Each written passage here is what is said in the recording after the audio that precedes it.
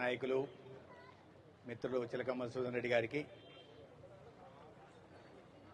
Municipal commissioner Pramod గారికి, BJP నాయకులు ఇంకా చంద్ర గారికి, ఇతర నాయకులకి, కార్యక్రమంలో పాల్గొంటున్న ఆర్పీ రిసోర్స్ పర్సన్లకి, అక్క చెల్లెలందరికీ నమస్కారం.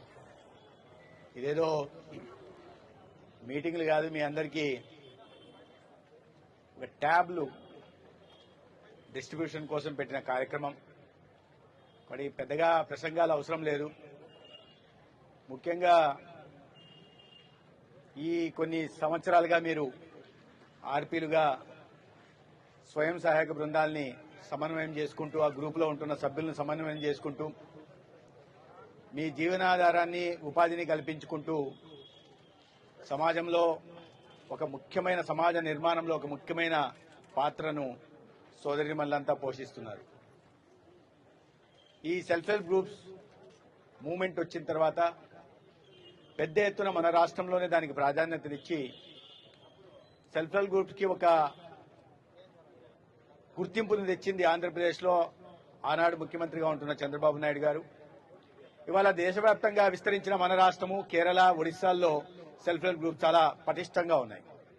అయితే గత 5 సంవత్సరాల్లో 5,10,000 కోట్లు నేషనల్ రూరల్ లైవ్లీహుడ్ మిషన్ కింద గాని లేదా అర్బన్ లైవ్లీహుడ్ మిషన్ కింద గాని, అంటే కేంద్ర ప్రభుత్వం నుంచి నిధులు వస్తాయి కాబట్టి గ్రామీణ ప్రాంతాల్లో, పట్టణ ప్రాంతాల్లో 5,10,000 కోట్లు మంజూరైతే దాంట్లో 1,45,000 కోట్లు కేవలం ఆంధ్రప్రదేశ్ కి వచ్చాయంటే ఆంధ్రప్రదేశ్ లో సెల్ఫ్ హెల్ప్ గ్రూప్స్ ల పాత్ర ఎంత ప్రధానంగా ఉంది, మీరందరూ దాంట్లో పోషిస్తున్న పాత్ర, భూమిక ఎంత ప్రధానమైంది అనేది మనం అర్థం చేసుకోవాల్సి ఉంది. అయితే గతంలో మీకు తెలుసు అనేక అవకతవకలు జరిగేవి. ప్రధానంగా గత 5 సంవత్సరాలు ఏ రకంగా జరిగాయో మనకు అందరికీ తెలుసు. వస్తున్న ప్రభుత్వం ఇస్తున్న డబ్బుల్ని దొంగ లెక్కలు చూపించేసి స్వాహా చేసేవాళ్ళు. అయితే అటువంటి పరిస్థితులు మనీ రాకుండా ఇప్పుడు అటువంటి పరిస్థితులు లేవు. కానీ మళ్లీ పునరావృతం కాకుండా మరింత పారదర్శకంగా చేయడం కోసం మహిళా ఆకాశం యాప్ను తీసుకొచ్చి మనం చేస్తున్న దైనందిక కార్యక్రమాలు, ఇస్తున్న లోన్లు, ఇవన్నీ కూడా వాటిలో ఇవాళ డిజిటల్ ప్రపంచం మారిపోతా ఉంది. మీరందరి చేతుల్లో కూడా మొబైల్ ఫోన్లు ఉన్నాయి, మీ అందరి దగ్గర కూడా స్మార్ట్ ఫోన్లు ఉన్నాయి. ఇవాళ మీరందరూ కూడా వాట్సాప్లు చేస్తున్నారు. గతంలో ఎంత సమస్య ఉండేది, ఏదైనా ఒక పేజీ పంపాలంటే ఫ్యాక్స్ దగ్గరికి వెళ్లి ఫ్యాక్స్ మిషన్ చేయాల్సి వచ్చింది. ఇవాళ ఈ టెక్నాలజీలో వచ్చిన అవకాశాలను ఉపయోగించుకుని దీంట్లో కూడా మరింత పారదర్శకంగా పనిచేస్తూ సేవల్ని మరింత విస్తృతంగా అందించాల్సిన బాధ్యత ఉంది. తద్వారా మన జీవితాల్లో మనమే మార్పు తెచ్చుకోవాల్సిన అవసరం కూడా ఉంది. అయితే ఈ యాప్ ని మీరందరూ కూడా మహిళా ఆకాశం వస్తున్న యాప్ ని ఈ టెక్నాలజీని పారదర్శకంగా వాడడానికి ఉపయోగిస్తారని భావిస్తున్నాను. ఇంట్లో లేవు కదా, ఆర్పీలుగా బయట ఎక్కువ తిరుగుతున్నాం కదా, ఎక్కువ మీటింగులు ఉంటున్నాయి కదా, ఇంట్లో చూడాల్సిన కార్తీక దీపం, మేఘ సందేశం సీరియల్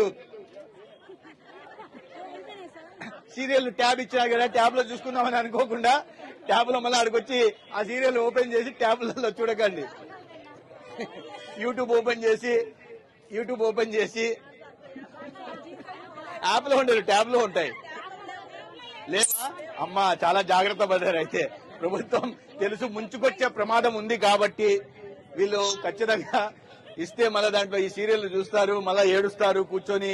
దాంట్లో అత్తను కోడలు వేధించి, ఆడబడుచుని వదిన వేడిచ్చి, ఆమెను వేధించి, ఆ సమస్యలన్నీ, వాళ్ళు పడుతున్న సమస్యలన్నీ మనకు చుట్టి మనం ఏడ్చేలాగా చేసి ఆ ప్రభావం మనం ఇంటికి వచ్చిన భర్త మీద, మొగుడి మీద చూపించి, పిల్లల మీద చూపించి ఈ సమస్యలన్నీ లేకుండా, ఈ సమస్యలు ఉంటాయి కాబట్టి అందుకని పూర్తిగా తీసేసినట్టున్నారు. ఏదైనా మీరు అలా చెయ్యరని నేను భావిస్తున్నా, చెయ్యరు కూడా నాకు తెలుసు.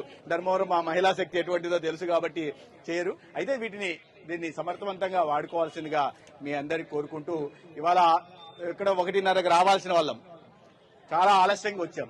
ఎందుకంటే మీ అందరికీ తెలుసు, ఇప్పుడు వార్డులలో ఇంటింటికి వెళ్తున్నాం, అక్కడ ప్రజల సమస్యలు తెలుసుకుంటున్నాం, వాటిని అవకాశం ఉన్న చోట అక్కడికక్కడే పరిష్కరించే ప్రయత్నం చేస్తున్నాం. ఎందుకంటే అధికారులను, సీనియర్ అధికారులను కూడా తీసుకెళ్తున్నాం కాబట్టి లేని వాటిని నోట్ చేసుకుని తర్వాత వాటిని పరిష్కారం చేయడానికి, అంటే స్వల్పకాలిక సమస్యలు ఏమన్నా ఉంటే వెంటనే తీర్చగలిగినవి, దీర్ఘకాలిక సమస్యలు ఉంటాయి. సడన్ గా మా వీధికి రోడ్డు కావాలంటే అర్ధరాత్రి రాదు.